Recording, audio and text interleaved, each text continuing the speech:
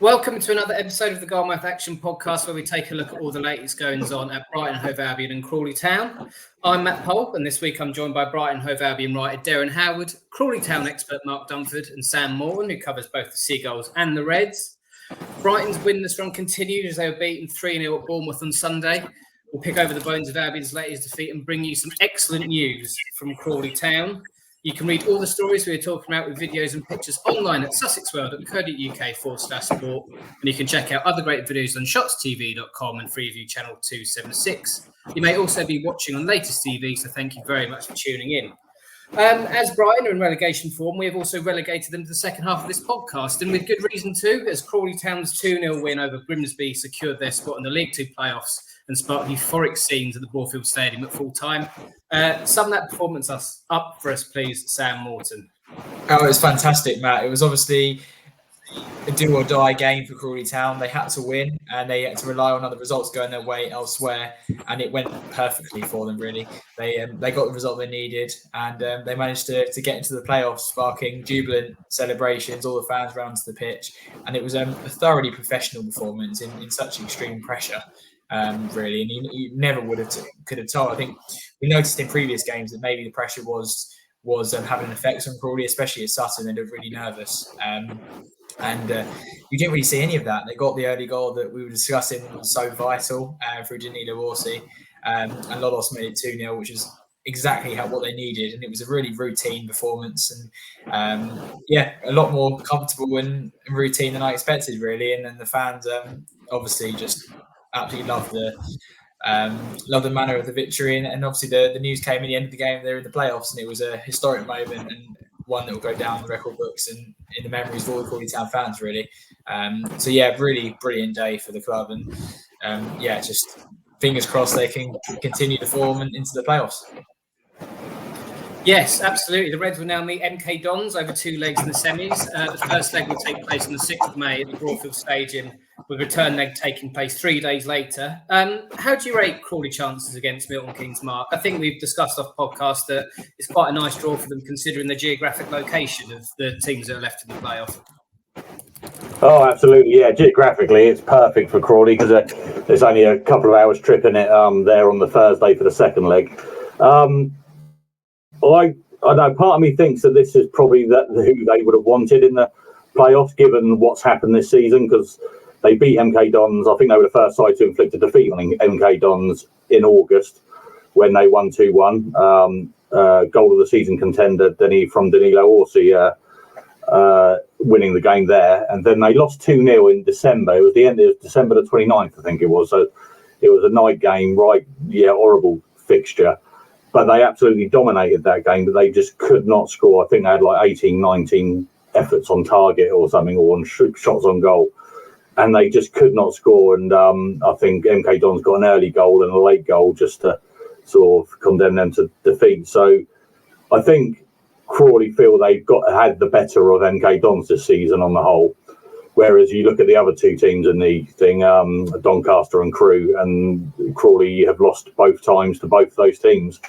So I know it's playoffs and that, but psychologically it always helps if you're playing a side that you know you've got one over so far this year. So yeah, it's a huge game. I think they can win.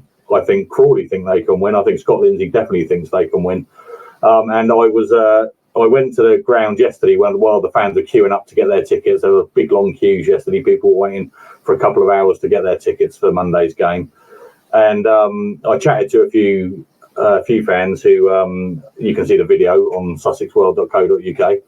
But they all seem very confident. I don't think they think this Crawley team can fail now. It's just there seems to be this thing, right, we're getting to Wembley and we're winning it.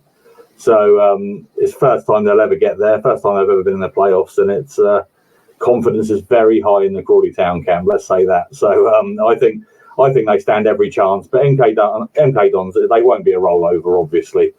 But it's that thing of momentum, Crawley just getting in the playoffs in the last game of the season. That gives them that little boost. MK Dons, they've been there the whole time. They always knew they were going to be there. Is there a little bit of, I don't know, like Ramsgate? You saw Ramsgate. They've been almost won the title. They've lost the title, and then they lose to Chichester City last night, finishing 20 points ahead of them. I know it's a completely different level, completely different thing, but you see it happen all the time. Doncaster, I think, will be the favourites for the playoffs because of that momentum, but Crawley will be there. They've had that boost of getting there, and they're riding high at the moment. So, yeah, I'm confident. What's the view from the MK Dons camp going into the semi-final, Sam? How do they view this tie? Well, the manager Mike Williamson said he's preparing his side for a difficult couple of games in a recent quote that came out from a press conference. So, obviously, in the regular season, as Mark said, Crawley inflicted Dons to the first defeat of the season back in August. So they probably will harbour memories of that and know what to expect when playing against Crawley, and they'll probably be looking to make amends for that when they return to the Broadfield Stadium. But as Mark said, they'll be looking to make a quick return to League One after being relegated last season. So they're obviously going to be favourites for the game just because of that. But I think in the playoffs, form completely goes out the window. In that sense, it's going to be who can deal with the emotion of it and the pressure that comes with it. And obviously, as we've seen from Crawley, they haven't performed the best when the crowd has been full, obviously, when they had the £2 tickets. So just fingers crossed they can perform better, because obviously we are anticipating a sellout crowd. The demand has been something we've not seen before for Crawley tickets before. So just hopefully they can deal with that kind of added pressure of playing in front of more fans. But as Williamson said, they're going into a tough semi-final against a team who play good football, and they're really good when they went away from MK Dons as well. And he actually thought Crawley were the better team despite MK Dons coming out on top on the day. And he actually said that, like MK Dons, Crawley, when they get it right, are really hard to stop, and it will just be who can deal with the pressure on the day and who performs the best over the two legs. So yeah, definitely a lot of respect between the two managers and the two teams, I think. I think that's the thing. They're two really good attractions, so it should be a good game, whatever happens. And it's just, like Sam says, it's the pressure and that. But it'll be interesting if Lindsay gets one over Williamson, because Williamson's been nominated for Manager of the Year, obviously, and Lindsay did not. So yes, it does smack of. It's silly in the hindsight that he wasn't even nominated, does he, considering the miracles that he's worked, isn't it, Mark? Yeah. It's beggars belief. Oh, it really does. It's crazy how he has not been nominated for Manager of the Year. I read a piece earlier on one of the betting sites just saying who's been the best manager in League Two this year, and it was all the top 5 managers, and Lindsay was top, and just saying, with what he's got to work with, where they were, he's just done an incredible job. We've said it time and time again, but it's been great. Absolutely. And I've seen that Gillingham have lost their manager as well. Mark, is there any? Has the rumour mill kicked into gear again? Well, betting odds have Lindsay's second favourite with a couple of the betting sites at the moment. But it was funny. I saw a couple of Crawley fans keep your hands off this man, and it's showing Lindsay celebrating with Crawley. In the Gillingham statement, it said that they were looking to make a quick appointment. Obviously, Lindsay's not going anywhere in the next couple of weeks, so. Depends how quick. I think Gareth Ainsworth was a favourite with some of the bookies, so we'll see. But I don't think it's going to be quite like it was in November with the rumours going round and all that. But if I was Gillingham, I'd want Scott Lindsay.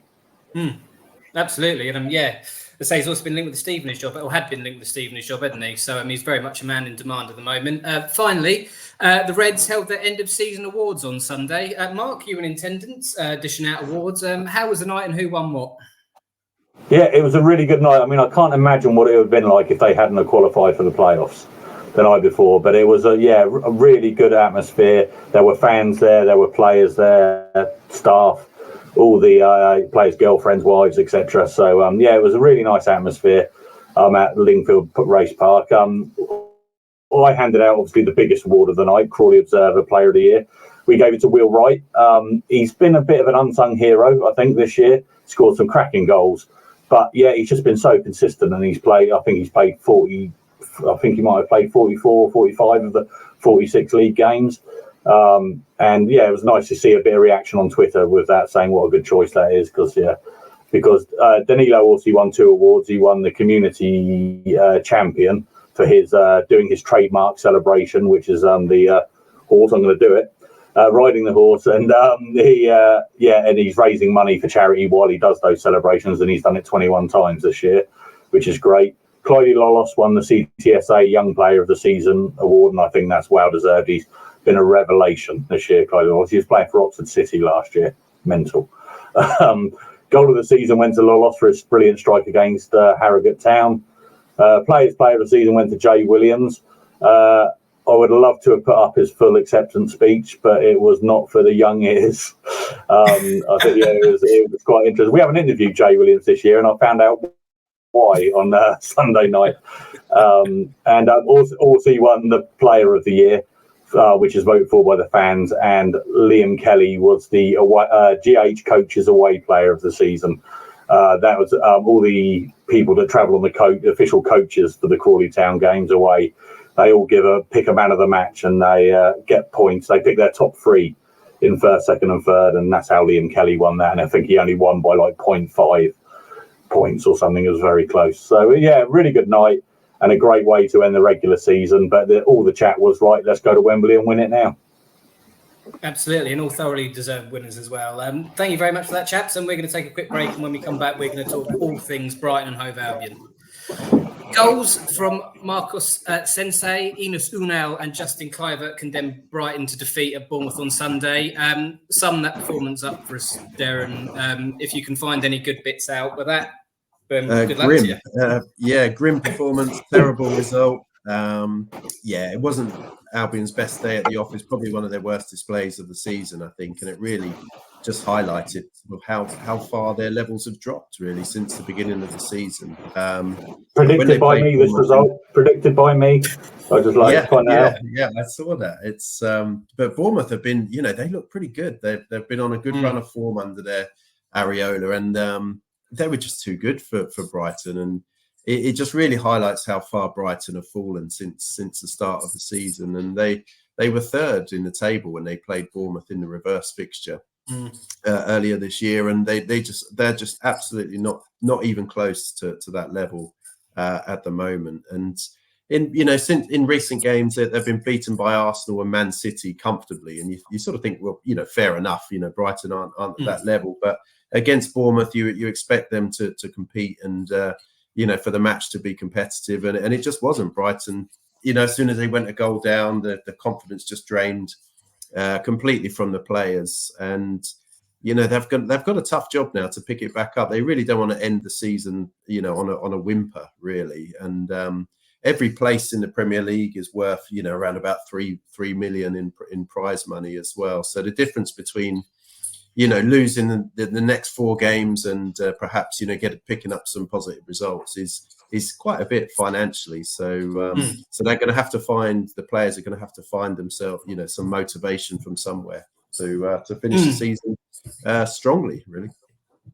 Well, absolutely. Kind of on touching on that note, post-match, De Zerbi said he still had big confidence in his players, but Sam, do Albion look like a team who are just bereft of confidence at the moment?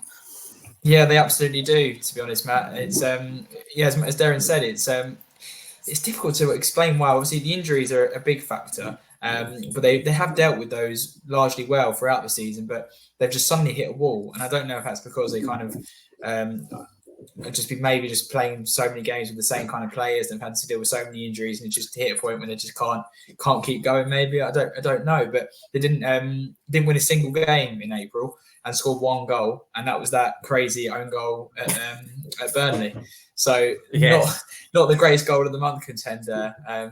It's a bit of a shame in that sense, but yeah, they haven't won a game since obviously that second leg against Rome. So yeah, it's a tough one for Brighton. They do look a team bereft of confidence, to be honest. And De Zerbi said he actually thinks the players are lacking motivation, which the fans weren't too happy to hear. I think someone was saying, why should they bother to turn up if the players can't find motivation, kind of thing. So yeah, I don't know kind of what's happened. Lots of players are out of form. Obviously, Jan-Paul van Hecker's added to the injury list, and that was obviously probably a big miss at Bournemouth because he's been so crucial this season. And he definitely could have made a difference in that game. But obviously they've had a really tough run in, and Bournemouth was looked at as a game where if they were going to get another point in the season, it would be there. And you kind of do worry for them now with the games coming up, whether they will get another point in the season with the form and the confidence they've got. Well, inevitably, questions surrounding De Zerbi's future have begun cropping up after the Bournemouth result. BBC pundit Chris Sutton said the Italian wants out and had lost motivation, while Richard Keys made quite the bizarre claim that Brentford boss Thomas Frank was set to replace the Italian this summer. All that aside, Derren, how do you view De Zerbi's current situation at the club? It's an interesting one, and I don't think it's very clear. And I think any fans that went to the fans forum or watched the fans forum on their YouTube channel yesterday probably won't be any clearer either, because De Zerbi was asked directly, do you want to be here? And his answer was cryptic to say the least. It certainly didn't clear anything up.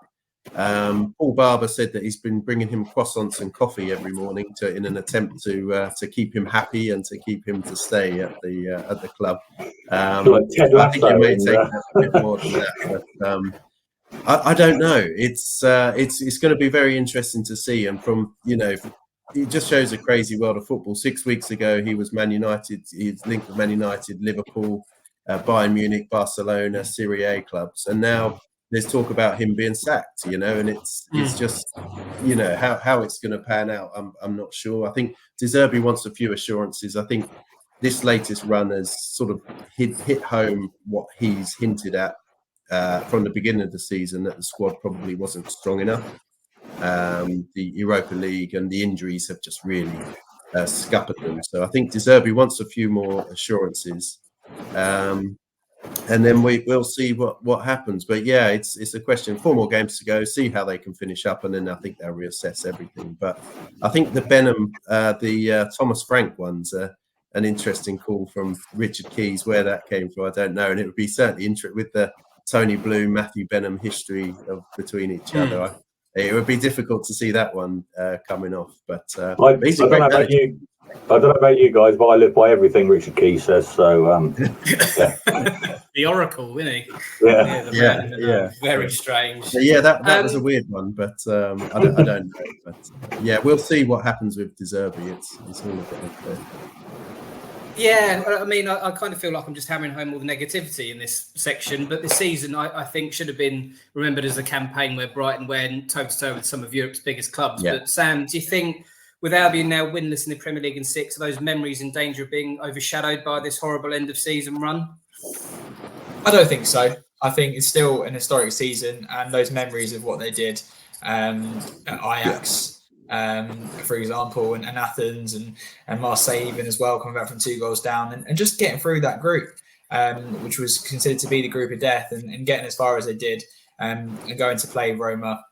And obviously it didn't go the way they wanted it to go, but they kind of saved a little bit of face in the return leg. So I think the journey they went on in Europe was so good and so memorable, and the experiences it gave the fans and everything, I don't think it can really overshadow that. It's obviously a shame that it's ended this way, and they haven't managed to secure another season in the Europa League. You do kind of wonder where they're going to go from here. I think it's going to really send a strong message to the board. If they want to keep De Zerbi, they're going to have to just put their hands in the pocket and strengthen the team. I think it was going to come a time when, if you kept letting your best players go, it's going to eventually have an impact. And I think there's only so long Brighton could go, kind of somehow replacing everyone and still performing at the same level before it probably did unravel. Probably not as quickly as it's happened. So I just hope that they can quickly get back on track, make some good signings in the summer, and have a strong season next year. I think if they don't get into Europe, it might even benefit the team in the Premier League, in the Premier League sense, and actually play once or twice a week, obviously in the cup, and can get back into the swing of things. And obviously, if De Zerbi's there, it's obviously time will tell, I guess. Absolutely, but Brighton's search for a Premier League win won't get any easier. They entertain Champions League chasing Aston Villa on Sunday. How do you see this one going, Derren? And any bit of positivity for Brighton fans? Yeah, it's going to be a tricky one again. And just on that previous one as well, like 2 years ago, probably finishing 12th would have been a really good achievement for Brighton. It just shows how the expectations have gone. But Brighton were thrashed 6-1 by Villa in the reverse fixture earlier this season, and on current form, you'd probably say that Brighton would be worried that a similar scoreline could be on the cards again, but. My gut feeling is at home. I don't think Brighton can be as bad as they were again against Bournemouth. I think there will be an improvement. I think Billy Gilmore, having him back in the midfield, was helping. It was only his first game back against Bournemouth, and I think having himself, Pascal Gross, and maybe Believer in that midfield as well could help. Believer's looked a bit better as well in the second half of the season. He's had a few more opportunities, but it's going to be very difficult. Unai Emery's team they've been the story of the season this year. I think what they've done, Aston Villa has been remarkable. I think Ollie Watkins has been excellent and probably should be going to the Euros with England as well. But they haven't had too many injuries either, Villa. I think they've had a fairly settled team, and they've been able to make the most out of that. But what they've done is great. And yeah, Brighton are really going to have to, put that Bournemouth display behind them and try and find, as De Zerbi says, the motivation to finish the season strongly. But when Brighton get it wrong, they really get it wrong. It's 6-1, 4-0 to Man City. So it's going to be a tricky one. I can see there being goals in that one. Speaking of which, we're going to move on to the score prediction, and we're going to start with Crawley against MK Dons. As mentioned, the first leg is on Monday and the second leg is on Thursday. Mark, I'm not going to go game by game. I'm going to instead ask you for your score prediction on aggregate, what the score will be after 2 games. Oh, no, I've thrown it. I've prepared it. I've got to do maths now. 3-2 to Crawley. 3-2. 3-2 to Crawley. Yeah, win at home, draw away. Sam Morton, how do you see those games going? I'm going to go for similar. I think Crawley will come out on top over the 2 days, 2-1. Tight. Tight indeed. Derren, how do you see that one going? Yeah, I was going to say 2-1 as well. I think it's going to be very cagey, and I just got a feeling that Scott Lindsay's got something, there. I think they're just going to edge it. Yeah. And who will they be playing in the final then, Mark, if they get there? Doncaster. And it'll be the first. One of the fans said to me yesterday, as good a time as any to beat Doncaster for the first time this season at Wembley. Absolutely. And yes, finally, Brighton against Villa on Sunday. Derren, how do you see that one going? I'm going to go for a 2-2. I agree with you, Matt. I think there's going to be goals, and I think it's going to be 2-2 as well. Sam Morton, how do you see that one going? Can't see it having another defeat, unfortunately. 3-2 Aston Villa.